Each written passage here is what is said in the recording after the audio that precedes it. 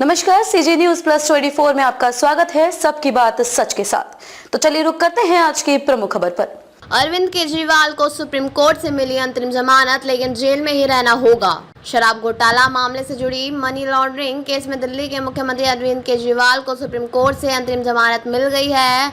Justice Sanjeev Khanna की अगुवाई वाली बेंच ने यह फैसला सुनाया है, मगर केजरीवाल अभी जेल में ही रहेंगे क्योंकि सुप्रीम कोर्ट ने ईडी के मामले में उन्हें अंतरिम जमानत दी है। सीबीआई में केस जारी है। सुप्रीम कोर्ट ने कहा है कि हमने जमानत के सवाल की जांच नहीं की, लेकिन हमने धारा 19 PMLA के मापदंडों की जांच की है। हमने धारा 19 और धारा 45 के बीच अंतर समझाया है। धारा 19 अधिकारियों की व्यक्तिपरक राय है और न्यायिक समीक्षा के अधीन है। धारा 45 का प्रयोग न्यायालय द्वारा ही किया जाता है। सुप्रीम कोर्ट की संविधान पीठ यह देखेगी कि PMLA का प्रावधान सही है या नहीं, केजरीवाल की गिरफ्तारी सही है या नहीं। एससी से बड़ी बेंच के पास भेजा मामला। सुप्रीम कोर्ट ने कहा, अरविंद केजरीवाल लंबे दिनों से जेल में हैं। हमें निर्देश देते हैं कि केजरीवाल को अंतरिम जमानत पर रिहा किया जाए। वह एक निर्वाचन नेता हैं और यह उन पर निर्भर है कि वह इस पद से बने रहें चाहते हैं या नहीं।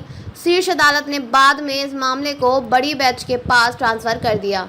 बड़ी बेंच की सुनवाई उन्हें अंतरिम जमानत मिली। केजरीवाल के वकील ने क्या कहा? सुप्रीम कोर्ट से अंतरिम जमानत मिलने के बाद अरविंद केजरीवाल के वकील ऋषिकेश कुमार ने कहा कि सुप्रीम कोर्ट ने उन्हें बताया अंतरिम जमानत दे दी है और धारा 19 और गिरफ्तारी के मुद्दे को बड़ी बेंच के पास भेज दिया है। सीएम केजरीवाल जेल में ही रहेंगे क्योंकि सीबीआई मामले में उनकी जमानत अभी लंबित है। केजरीवाल ने ईडी की गिरफ्तारी को दी है चुनौती। केजरीवाल ने दिल्ली शराब नीति केस में ईडी की गिरफ्तारी को चुनौती दी है।